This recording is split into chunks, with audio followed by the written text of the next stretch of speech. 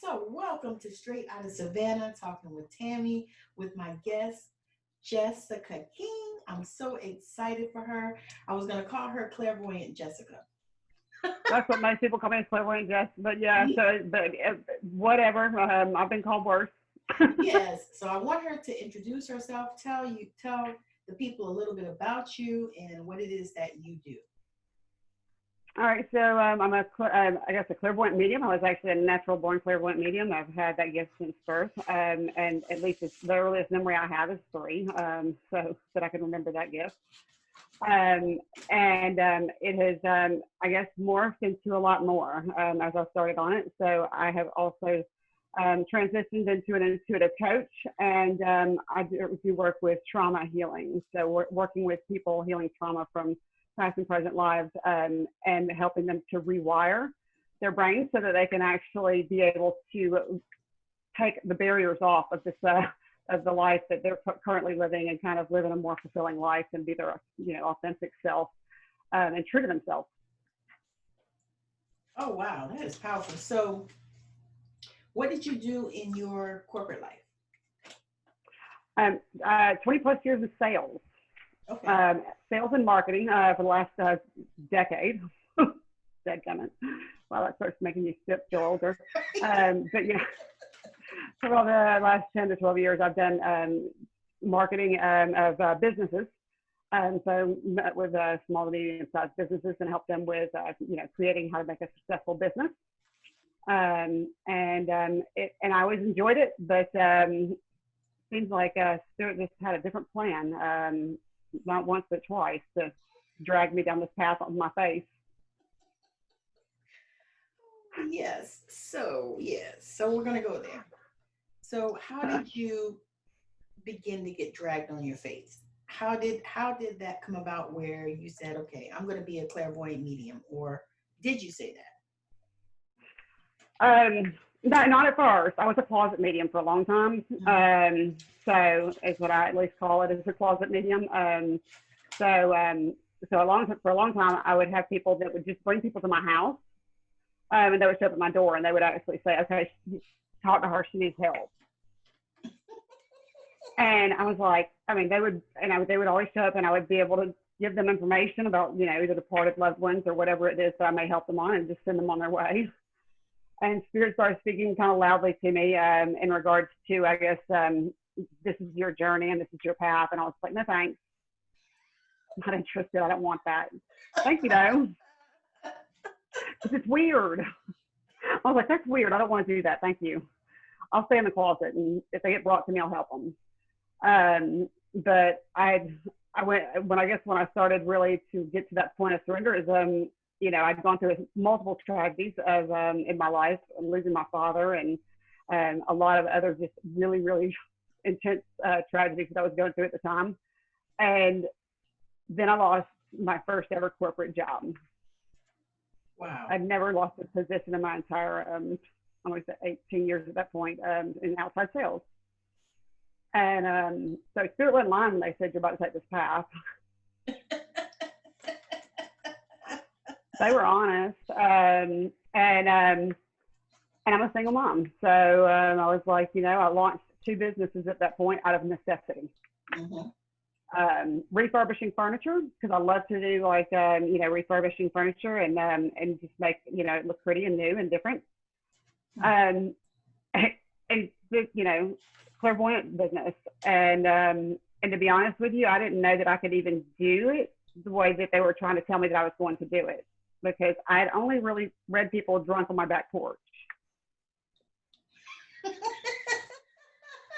I love it. And they're like, you're going to go live on Facebook and you're going to read people that you've never met in your entire life and you've never seen, and all they're going to do is tell you, I don't want to talk to my grandfather, and you're never tell them stuff. And I'm like one of those what you saw my Willis moments, I was like, say what?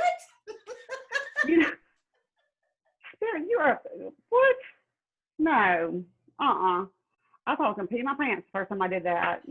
I swear it was ridiculous, but they had already taken me that far, and I remembered at that point that I was I was so desperate because I knew I had to make it or break it. It was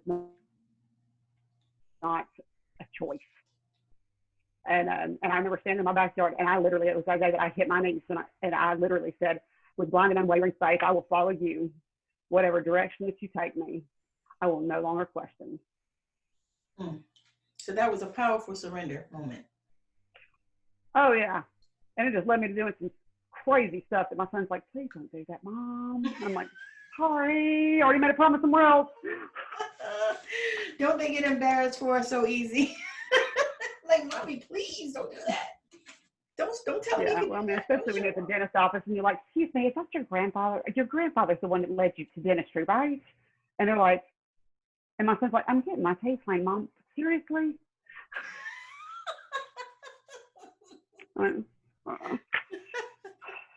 Sorry, son. So I have one other question. Did you have this gift like growing up? Yes, I've had this. My earliest memory was 3 years old. Of seeing things that other people didn't see. Mm-hmm. And obviously, with you being from the South, you probably relate with the fact that it's very deep South, very, you know, I was raised in the church, very, very much ingrained in me. That was my next question. So it was, you have a very overactive imagination, is what I was told. Mm-hmm. And I was like, no. And I would start giving like full on descriptions and like really give the details. And then she was like, that is not of God. Mm-hmm. So how did you reconcile that piece? Oh, it really was a hard one for me. Mm-hmm. That was a hard one for me. I battled that for a long time. And because I really do have that limiting belief in my brain that was true. Uh-huh. Well, it's what we were taught. You know, it's how we were. It's what we were taught. Yeah. And you wouldn't mislead me, would you? Right. Not that she would. She just didn't know what to say, is what she said. She actually just didn't know what else to tell me. So that was just her best answer. So I was like, thanks, Mom. See, and now that you're older, you can see that. You know, you're like, they just didn't know. You know? Didn't know. They just didn't. And they weren't educated about it.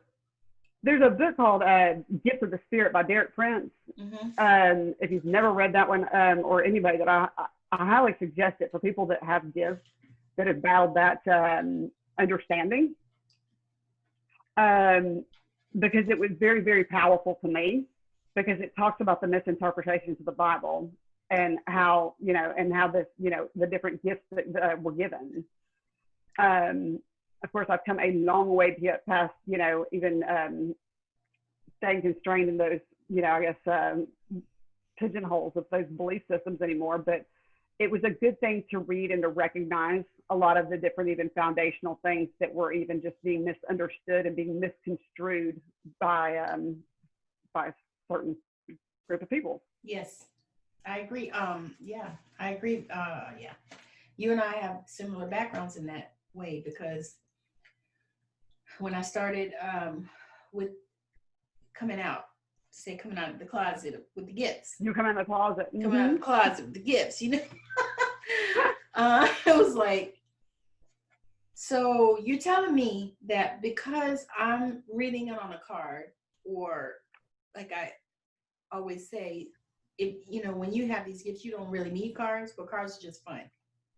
They're fun, yeah. And so cool. you know, I started doing that, and people would say, you know, from the church and stuff, because oh yeah, of course my grandmother was a pastor, preacher, teacher, evangelist, prophetess type, right? And so people would say, oh, well, you know, that's of the devil, you know, you can't be doing that. That's the devil. I said, but when I was in the church, you people told me I was a prophetess. So how's that different? I'm still well, the way I looked at it was, you know, while I was in the church, I mean, I saw your husband at the strip club one night, so why aren't we talking about anything that's of the devil? Right. I mean, you know, you see them doing all kinds of stuff, but then you want to judge me. And I was like, quit placing judgment on anybody, because it's not your place. You're not going to judge me. There you go. And it's something I almost want to help people, like refugees from, I call it religion. Because my thing is, I love God. I do too. I'm actually ordained at this point. Okay, so I'm ordained. So we do have similar. I was like, I remember all that, but it's like,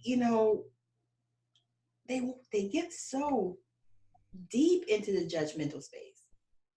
Yes. It's like if it's not, just like you said it, or if I'm not holding $100 lines so people could come up and get a prophecy. Yes. If I'm not doing that, then of course it's the devil, whatever it is. Right. And seeing, it pushed me out of any of that stuff for so long.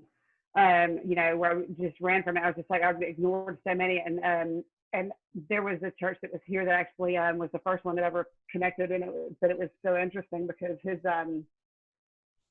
he sent on a postcard that had two guys sitting on a couch drinking beer and it said church for the rest of us.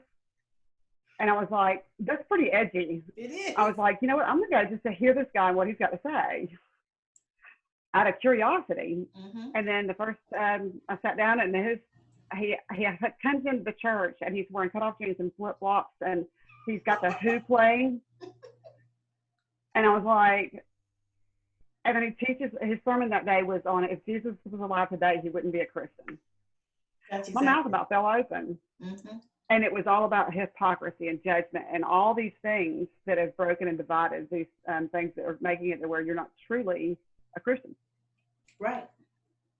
You're not truly actually even of the right heart, so it's even from just a fundamental basis of you're not even, giving the heart that we're sent here to do, which is to share and love and to help each other.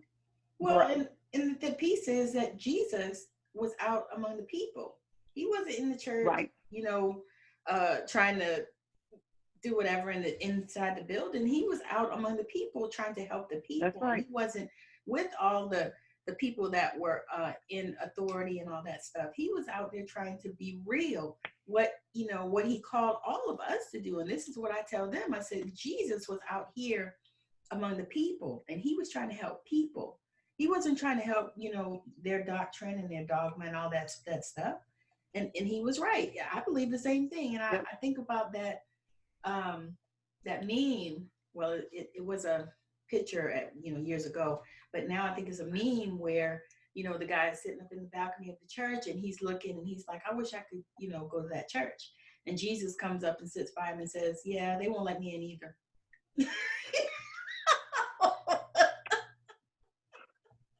Yeah. And you think about how real that is, right? Right. There was a video I saw recently on Facebook, and it was a man that was sitting out in front of a church dressed literally like a bum and was asking for help. He was denied help by every one of the members of that church. Yes. And then he literally walked in and stood behind the pulpit and he says, I'm your new preacher. Yes, I did. I saw that. Yes. I was like, y'all eating crow? Right? Wasn't that deep? Like, that was deep. He told them to go home and think about themselves. I was like, wow, you just got shamed. Yep, because you were doing what you're not supposed to do anyway, judging people. That's right. It's a mess. Okay, so let's move on. We're going to talk a little bit more. Yeah. I want you to share how you came into the trauma piece. Was that from the traumas and the tragedies that you dealt with?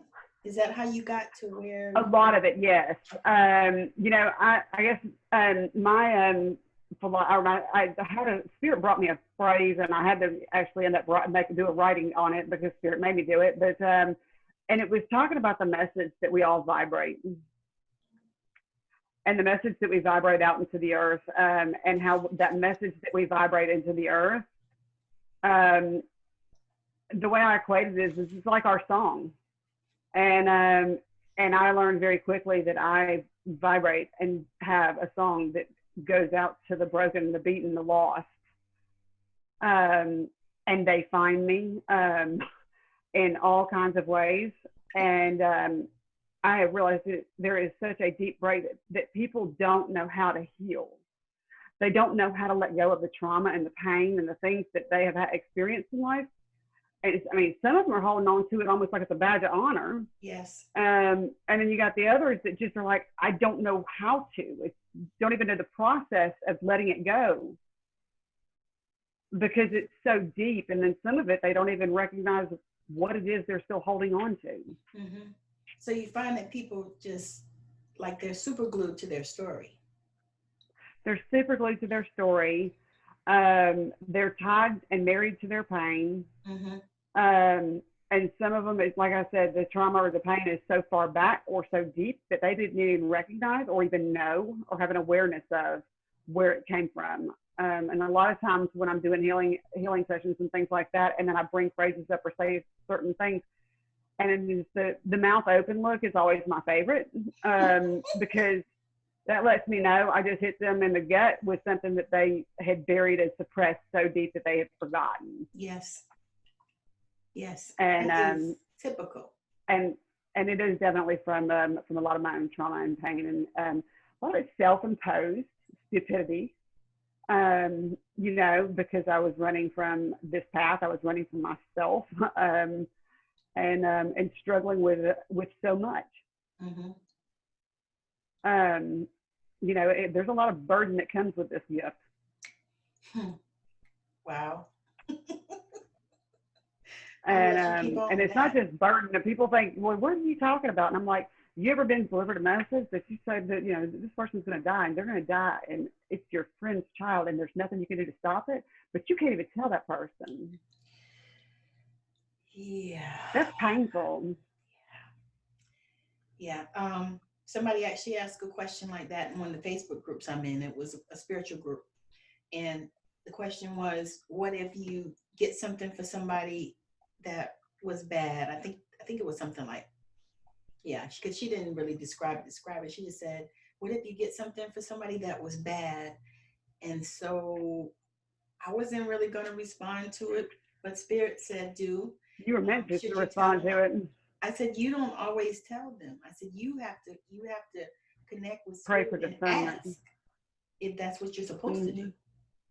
You know, and I said, pray for discernment. Yes, and that's what I said. I said, you know, the thing is, I said, with me, I asked Spirit for that because I'm an empowerment, you know, and so I ask how to share something that might be considered bad.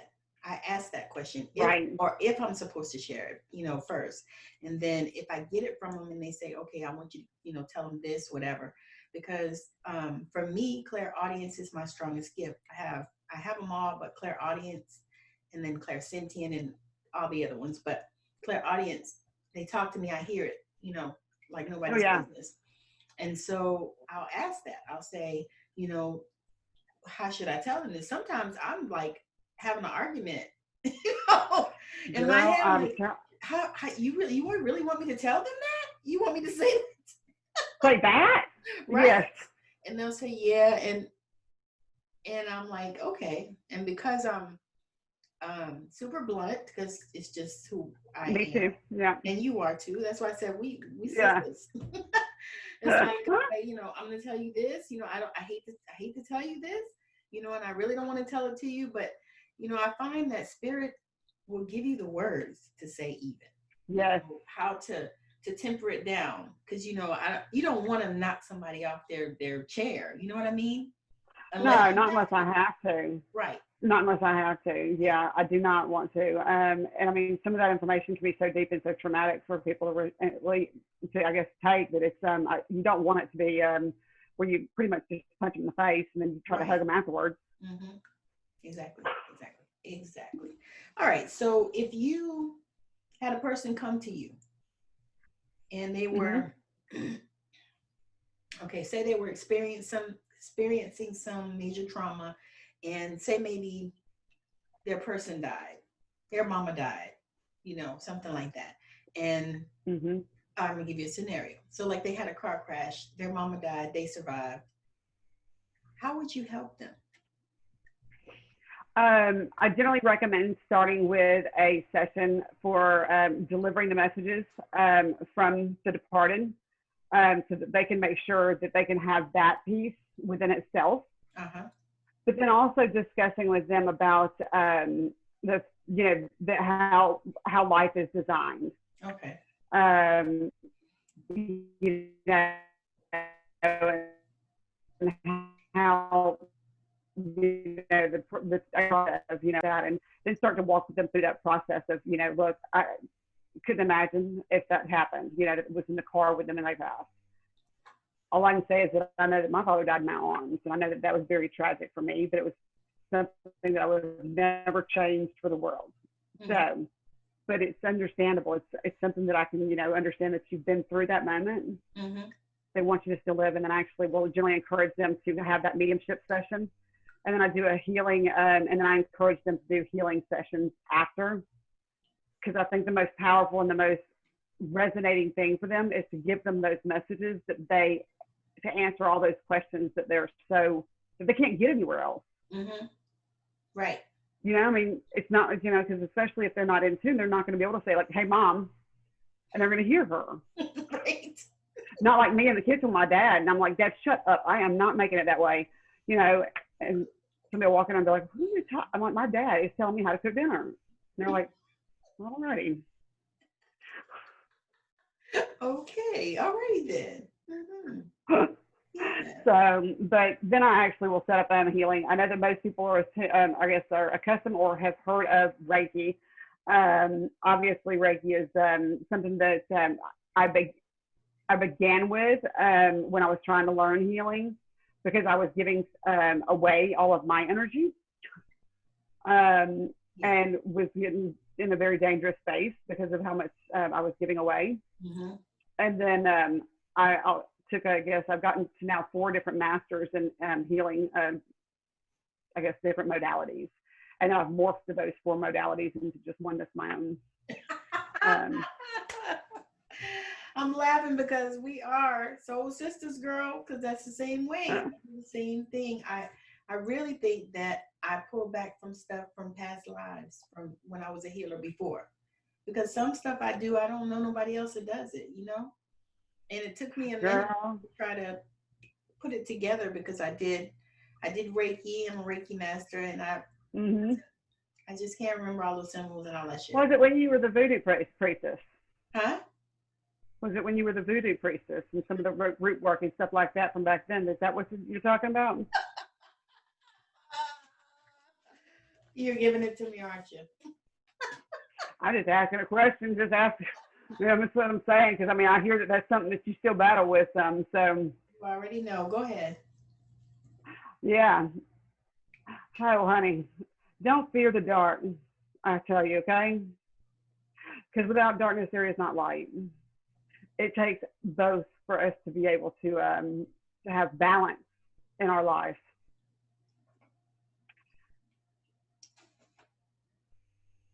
There is beauty in voodoo. There is beauty in every single spiritual aspect of everything that is placed on this earth. Just like anything in the wrong hands, it can fall into evil. But you have nothing to be ashamed of from who you were.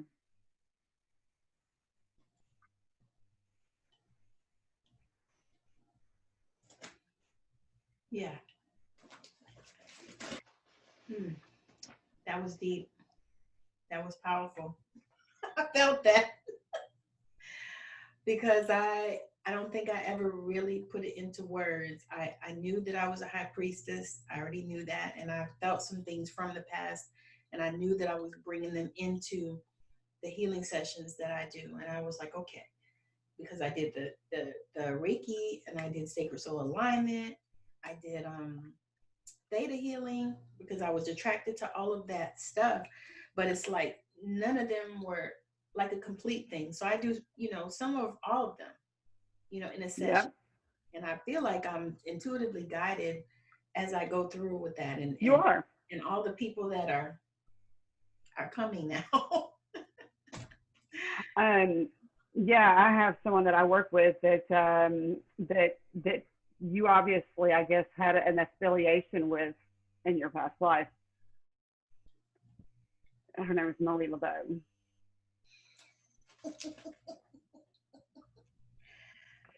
So I just listened to a video about her last night, or this morning. Yes. Yes. And how spirit does. just showed up on my YouTube. I wasn't Mm-hmm. even subscribed to the channel or anything. It just popped up and I started listening and I said, And then I had already heard so many things about all the stories that they told, and all the lies, let's say She was a lies. beautiful woman. Thank you. And Yes, so, yeah. I mean, beautiful. I had already heard all that. So I was like, okay. And then somebody was talking about how they depicted her on American Horror Story. Did you see that? She did not like that. Yeah. I thought that was wow. But yeah, She said it was total BS. mhm, all of that. Because Mm-hmm. it's almost funny how they tried to vilify her, but she was a really caring person. Very, oh, very much so. Very loving woman. Yeah. Very caring. I mean, she and she really wanted to help the people, Yes. and it was with the right intentions and not with any strings of that were not that were not necessary. Right. Because some stuff is necessary. There is some stuff that is necessary now, but there are some others that I know of that are much different than that when it comes to within that realm, and that's okay. I mean, they all have, like I say, their place in this world, and I have no ill regard for them. It's they had their choices in their past that they had to make those decisions to be on. Yes. Yes. All right. So I'm going to cut this from recording. I appreciate you for joining me. What I want to do now is I want you to say any last words that you would like to say to anybody that, you would like to work with, and then also share details about where they can find you. And then you can also Sure. send me that in email, a messenger, or whatever your bio is, Yeah. so that when we post these things. Awesome. So if you're lost on your path, at any place, whether it be about the gifts and the things and the synchronicities in your life that you don't understand, if you're experiencing a loss of any type and you don't know how to heal, understand that there is no pain that is too deep that I can't tell you that I can understand at a very deep level. And I look to bring people peace and a healing in a world right now that is being destroyed and torn apart through Yes. hatred. And all I'm looking for is to help you to feel whole again. And that's what I want for each person. And I think that it is something that so many people are so lost trying to find. And I will do it without judgment because it's not my place. So they can find me at clairvoyantjess.com. I am actually accredited through the Best Psychic Network. And do have multiple different, certifications for what I do. You can also find me on Facebook, Instagram, or Twitter at Clairvoyant Jess. So Awesome. I'm just a little bit everywhere. That is awesome. I'm so excited. This has been so eye-opening. It's been an amazing interview. I always say this, and I say it about every interview. I say, this was so awesome and this was so amazing. But you know what? I actually mean that. That was Yeah. and amazing. And I learned something from each and every person that I interview. I'm a learner. I like to learn. That's what we're all here to, learn and help each other so that we can grow. Yes, exactly. So if you are experiencing any type of trauma, or even if you would like to connect with a departed loved one, make sure you reach out to Clairvoyant Jess, because she is the most amazing at what she does. She's able to help people to cross over into a life that maybe they are having issues and trouble, into a life that they are leading that fulfills them, that makes them satisfied, happy, whole, and healthy. So Yes. again, thank you so much for watching. Thank you for joining me straight out of Savannah, talking with Tammi, with my guest, Clairvoyant Jess. And this has been so much fun. I have learned so Yes. much, and you will as well. Thank you so much for joining us. Bye now.